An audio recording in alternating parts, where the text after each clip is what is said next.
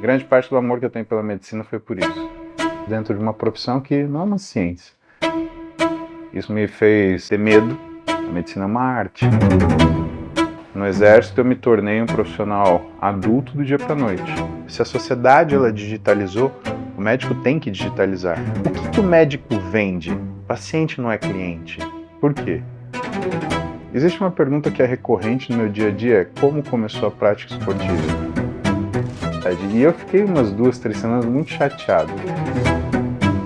Se nada disso tivesse acontecido na minha vida dessa forma, eu tenho essa noção. E é isso que me faz dormir feliz.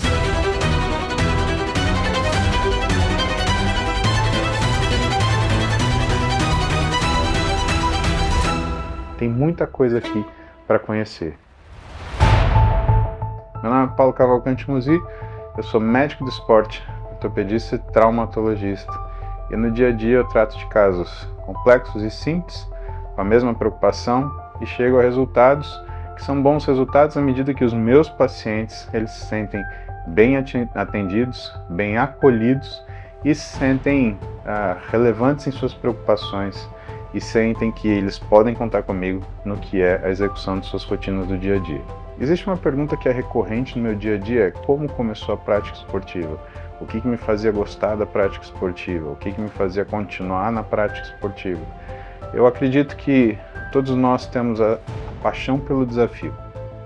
Diante das coisas que nós nos sentimos aptos a fazer. Claro que em um determinado momento nós temos que ser um pouquinho lenientes conosco, porque realmente a gente só sente desafio, mesmo que vale a pena, porque a gente acha que nós sabemos alguma coisa. E até que a ignorância ela ajuda um pouquinho, porque de fato a gente não sabe nada de atividade física, né? Menos do que muito pouco. Hoje, 2023, eu posso te falar que eu sei alguma coisa de atividade física. Mas eu consigo fazer essa ponderação, que do ponto de vista de alguém que olha para a própria vida com muita crítica, mas com muito perdão e muita paciência, eu consigo perceber que quando eu comecei a fazer atividade física era quase uma expressão artística da minha individualidade. Eu queria que aquilo falasse por mim. Eu queria que o esporte fosse uma característica. Eu queria que o esporte ele estivesse na minha identidade. Isso quer dizer que eu sempre coloquei a atividade física junto com o que eram as pessoas que a praticavam e o que elas faziam dentro da minha vida. Então, o meu primo que fazia capoeira, o meu outro primo que fazia musculação, o meu amigo que fazia taekwondo, e assim, eu instintivamente eu relacionava as pessoas de acordo com as atividades que elas faziam. Quando eu comecei a fazer musculação, como a gente chamava, na verdade, eu encontrei uma atividade em que eu conseguia ter um momento de reflexão, um momento de praticamente de meditação, onde eu conseguia tocar tudo sozinho e aquilo me trazia uma sensação de bem-estar. Curioso isso, né? Porque o treinamento físico ele é intenso, ele não é nada confortável, mas o conforto mental ele compensava o desconforto físico. Isso me manteve praticando atividade física, né? Eu tentei uma série de esportes, eu joguei futebol, eu nadei, eu lutei jiu-jitsu, eu lutei karatê, eu lutei muay thai, mas aparentemente o único momento onde eu realmente tinha esse estado meditativo grande era no exercício com pesos, era no levantamento de pesos, né? O esporte que eu mais pratiquei em segundo lugar foi o jiu-jitsu, porque também na minha avaliação o jiu-jitsu é um jogo de xadrez, né? A diferença é que você joga com seu corpo, né? E que você não perde cavalos e torres, e sim suas articulações, seu braço, seu pé, seu tornozelo, que apesar de não ter essa questão meditativa, ele cumpre um outro fator, que é dar vazão àquilo que é a minha capacidade ou a minha vontade competitiva. Mas a atividade física, ela se provou extremamente importante na minha vida quando eu comecei a ter desejos em relação a sucessos profissionais cada vez maiores. Eu entendia que se eu era capaz de praticar atividade física no limiar daquilo que era o desconforto, eu também conseguia trabalhar para alguma coisa que eu desejava no limiar do desconforto.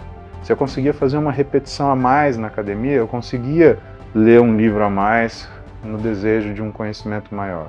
Eu conseguia me dedicar a mais uma prova, eu conseguia buscar mais um tipo de certificação, eu tinha disposição para fazer mais um curso e fazer aquilo de uma forma presente de fato e não simplesmente para pegar mais um papel. Nesse sentido, a atividade física ela não foi alguma coisa que eu me apaixonei, ela foi uma coisa que apareceu na minha vida e se autossustentou. Quase como se fosse uma mitocôndria numa célula do nosso corpo. Hoje a gente precisa de uma mitocôndria que parece que é uma bactéria externa ao nosso corpo, funcionando dentro de cada célula. Afinal, ela também tem DNA próprio, né? E o exercício físico na minha vida, ele também tem esse DNA próprio. Eu, quando estou treinando, eu não sou uma pessoa diferente, mas eu sou a expressão muito pura daquilo que eu só sou como pessoa nessas condições. E que me serve de lição para todas as outras coisas que eu faço na minha vida. Meu sonho era fazer medicina, e quando eu fiz medicina, meu sonho era ser ortopedista e traumatologista. Confesso que em algum momento eu flertei com pediatria, flertei com psiquiatria, e a ortopedia e traumatologia meio que me abraçou no terceiro ano, quando eu comecei a operar fora com um amigo meu, Zé Carlos Garcia, né, porque ele precisava de ajuda, ele estava na residência, eu estava na graduação, no terceiro ano de graduação, a gente estava atravessando uma greve muito dura na Universidade Federal de São Paulo, que durou 3 meses na época, e para eu não ficar fazendo nada, Zé Carlos ele me pegava todo dia e falava, vamos embora comigo que você vai trabalhar, você não vai ficar parado não. Eu acho que grande parte do amor que eu tenho pela medicina foi por isso. E eu também entendi muito cedo, né, o quanto a nossa habilidade associada ao nosso bom senso, ela faz diferença dentro de uma profissão que não é uma ciência. A medicina é uma arte. Né? A ciência é inglês, ciência é matemática, ciência é física, ciência, né, são as coisas que a gente consegue de alguma forma medir, consegue reproduzir. A medicina, ela reproduz o que são métodos, mas não resultados. Na matemática, se você faz sempre a mesma conta, ela sempre dá o mesmo resultado. Medicina, se você faz a mesma conta 1000 vezes, né, considerando que cada paciente é uma equação, você vai ter 1000 resultados diferentes. E isso também me fez pesar para outros lados. Foi uma época que eu também me apaixonei por endócrino e durante uma etapa da minha vida eu achei que eu ia fazer endocrinologia, mas eu gostava de endocrinologia para eu conseguir entender a vida, como se fosse uma ciência mãe da medicina, a fisiologia, a história de como as coisas acontecem. E eu decidi que eu ia abraçar o desafio da ortopedia, né, e que ia manter endócrino dentro de mim, dentro da minha vertente clínica, né, e que ia usar ela da forma melhor possível dentro daquilo que a clínica da ortopedia precisava. Afinal, a gente cuida de osso, músculo e tendão, e o que faz osso, músculo e tendão cicatrizar, na verdade, é o organismo, né, e não parafuso e fio de sutura. Eu prestei meu exame de residência numa grande dificuldade. Nós éramos 22 alunos que queriam ortopedia, nós tínhamos 3 vagas, tive a sorte de ser aprovado, mas eu acabei servindo 1 ano no Exército. No Exército eu me tornei um profissional adulto do dia para a noite. Tá? Quando a gente está na graduação, sempre tem uma pessoa que tem 1 ano na nossa frente. Depois você se torna médico residente, tem o chefe de plantão, você se torna chefe de plantão, tem o chefe de disciplina, você se torna chefe de disciplina, tem o chefe de departamento, você se torna chefe de departamento, aí você tem o reitor, e assim sucessivamente, ou seja, você nunca responde absolutamente por todos os seus atos. Muitos deles são determinados por instâncias superiores, e essas instâncias superiores elas são responsabilizadas. O dia que eu acordei tenente, eu era responsável por absolutamente tudo que era médico, inclusive por atos que não eram meus. Isso me fez muito bem. Isso me fez ter medo, e o medo é importante porque ele traz responsabilidade, né? Medo, não pavor. Né? E ao longo do tempo eu entendi que manejar o medo era justamente você ganhar a habilidade de modificar o que é a sua realidade. Né? Se a gente for parar para pensar, a gente tem medo de tudo que é novo, absolutamente tudo que é novo. Por mais que você deseje alguma coisa, como ela é nova, ela vai te trazer medo. Entendendo isso, eu entendi o que era coragem. E coragem é você fazer as coisas com medo. Se você faz sem medo, isso não é coragem, isso é tolice. De certa forma, eu acho que eu entendi isso no Exército muito bem, o que me preparou muito bem para a residência, não no sentido de conhecimento específico e técnico, mas de conhecimento pessoal, e principalmente de resiliência. Porque também não adianta a gente fazer sacrifício, viver de sacrifícios, porque os sacrifícios eles são esporádicos, né? É o sacrifício da consistência, que é você ter resiliência para fazer a mesma coisa todo dia, é que vai fazer com que você tenha, pelo menos na minha opinião, na minha modesta opinião, o que é um bom resultado das coisas que a gente quer produzir de bom. Diante disso, foi a ortopedia e a traumatologia. Logo depois eu escolhi fazer traumatologia esportiva e sempre assim, indo do lado daquilo que era esporte, que era uma coisa que eu queria fazer para mim. Tanto eu queria que a primeira pós-graduação que eu fiz eu não tinha terminado a faculdade ainda. Né? Foi Fisiologia do Exercício com o professor Antônio Carlos da Silva. E aí foi uma sequência. Na residência, enquanto eu fazia residência, eu também dava aula de fisiologia e eu fazia pós-graduação de treinamento esportivo, também na Unifesp.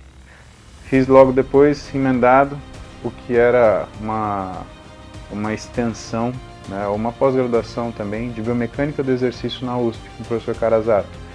E aí depois fazer nutrologia esportiva e medicina esportiva foi um pulo, era uma coisa muito natural. Ainda assim, eu não necessariamente desejava atuar como médico do esporte. Eu achava que aquilo era uma coisa que eu obrigatoriamente deveria saber. Primeiro, porque eu ia tratar pessoas que faziam esporte. E segundo, porque eu praticava esporte. E que se eu tivesse coerência ética, eu saberia me cuidar tão bem quanto eu fosse cuidar de outra pessoa. E o inverso também, de forma verdadeira. Que eu cuidaria tão bem de uma pessoa, assim como se eu estivesse cuidando a mim próprio. Foi assim o estudo, e um belo dia, José Carlos Garcia, o cara que eu comecei a estudar no terceiro ano e operar, ele sentou comigo e falou assim: deixa eu te contar uma coisa, você é um bom ortopedista, mas bons ortopedistas, de onde você está saindo, todos somos. Se a gente der um tiro para cima, vão cair 4 ortopedistas bons no seu colo, e talvez um passarinho. O que você faz de excepcional é essa parte de fisiologia esportiva, é esse conhecimento que você tem nessa área de desempenho dentro da medicina esportiva. Eu me chateei, e eu me chateei porque eu achei que ele estava lidando com a minha vontade de ser ortopedista e cirurgião e aqueles caras que ficam em salas de trauma intermináveis que cheiram a sangue e líquidos antissépticos, né, de uma forma desdenhosa. Eu achei que ele estava desdenhando de mim, até duvidando da minha capacidade. E eu fiquei umas 2, 3 semanas muito chateado.